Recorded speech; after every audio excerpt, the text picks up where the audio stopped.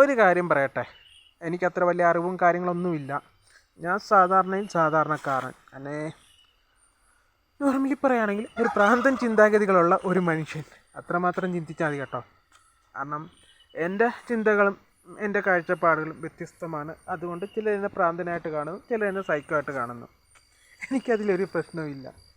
ശരിയെന്ന വഴി ഞാൻ പോകുന്നു. പക്ഷേ പറഞ്ഞു വരാൻ കാരണം, നമ്മൾ മനുഷ്യനാണ്. നല്ലതും ചീത്തതും ഒക്കെ ഉണ്ടെങ്കിലേ നമ്മൾ മനുഷ്യനായിട്ട് ജീവിക്കാൻ പറ്റത്തുള്ളൂ. ശരിയല്ലേ? ഒരു മനുഷ്യനായ സന്തോഷമുണ്ട്, സങ്കടമുണ്ട്, അതേപോലെ തന്നെ വേദനകളുമുണ്ട്, അതേപോലെ തന്നെ പല വികാരങ്ങളുമുണ്ട്. അതടങ്ങിയതാണ് മനുഷ്യൻ.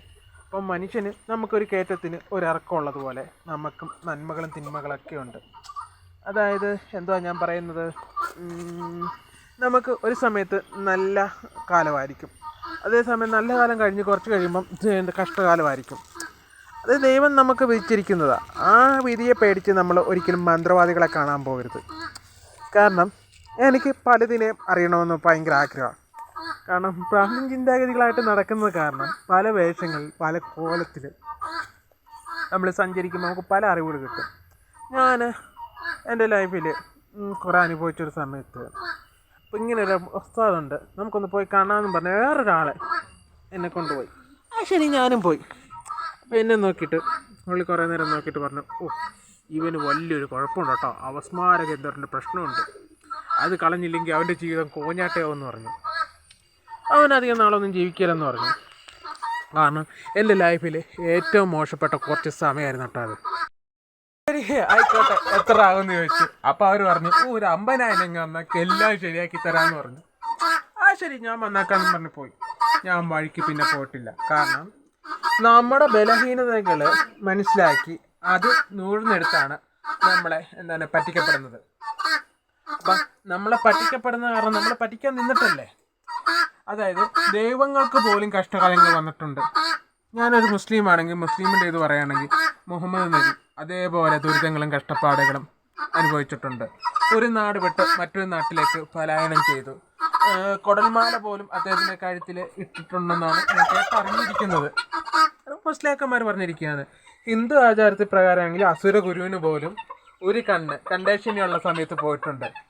അതേപോലെ ശിവൻ കാളകൊണ്ട് സതീദേവീനെ നഷ്ടപ്പെട്ടു, വിരഹത്തിൽ പോയി. ഏറ്റവും വലിയ പവർഫുൾ ദൈവമല്ല സാധാരണക്കാരുടെ ദൈവം. നമ്മളെ യേശുക്രിസ്തു കുരിശിൽ തറക്കപ്പെട്ടു, കൂടുതൽ അനുഭവിച്ചില്ലേ. അതൊക്കെ ഒരു മനുഷ്യനെ ഒരു മാതൃകയായിട്ട് തന്നതാണ്. നിങ്ങൾക്ക് നല്ലതും തിന്മയും വരും, ഞാൻ നിന്നെ പരീക്ഷിക്കുന്നതാണ്. അതായത് എത്രത്തോളം നിങ്ങളെ ഞാൻ സഹായിക്കുന്നു അത്രത്തോളം നിങ്ങൾക്ക് അഹങ്കാരം വരുമ്പോൾ ഞാൻ ചെറിയൊരു പരീക്ഷണം തരും. ആ പരീക്ഷണങ്ങൾ നിങ്ങൾ ജയിച്ചാൽ മാത്രമേ നിങ്ങൾക്ക് മുമ്പോട്ട് പോകാൻ പറ്റത്തുള്ളൂ എന്ന രീതിയിലാണ് ദൈവം പറയുന്നത്. ശരിയല്ലേ? കാരണം ഈ മന്ത്രവാദമായിട്ടായിരിക്കുന്നവർ വേണമെങ്കിൽ ഈ പാവപ്പെട്ട 5,000, 10,000, 20,000, 50,000 ഒക്കെ മേടിക്കുന്ന സമയത്ത് അവർ ഓണം ബമ്പർ എത്ര കോടി ടിക്കറ്റിന് അറിയും എന്ന് നോക്കിയിട്ട് അവർക്ക് ആ ടിക്കറ്റ് എടുത്താൽ പോരെ. അത്രയും ബുദ്ധിമുട്ട് വല്ലതും ഉണ്ടോ? നല്ല സന്യാസിമാരും ഉണ്ട്, കള്ള സന്യാസിമാരും ഉണ്ട്. എൻ്റെ അറിവിന് നല്ല സന്യാസിമാരൊന്നും വളരെ കുറവാണെന്ന് ഞാൻ പറയത്തുള്ളൂ കേട്ടോ. പറഞ്ഞു വരാൻ കാരണം നമുക്ക് ഏറ്റവും കൂടുതൽ ജീവിതത്തിൽ ബുദ്ധിമുട്ടുകൾ വരുമ്പം മന്ത്രവാദം, കൂടോത്രം ഇതിനൊന്നും പോകരുത്. മനസ്സറിഞ്ഞ് ദൈവത്തെ വിളിക്കുക. ഒരു 4 വർഷം മുമ്പ്, 5 വർഷം മുമ്പ് അതേപോലെ ഞാൻ ബുദ്ധിമുട്ടുകളും ദേഷ്യവും ഒക്കെ ഉണ്ടായിരുന്നു. കാരണം എനിക്ക് പോലും നിയന്ത്രിക്കാൻ പറ്റാത്തത്രയും കോപം. കൊല്ലണം, അല്ലെങ്കിൽ എന്താ പറയുന്നത്, ഇഷ്ടമില്ലാത്തവരെയൊക്കെ കൊന്ന് ഒതുക്കണം എന്നുള്ളൊരു മൈൻഡ് സെറ്റൊക്കെ ഉണ്ടായിരുന്നു. അതൊക്കെ മാറാനായിട്ട് ഞാൻ ഒന്നും ചെയ്തില്ല.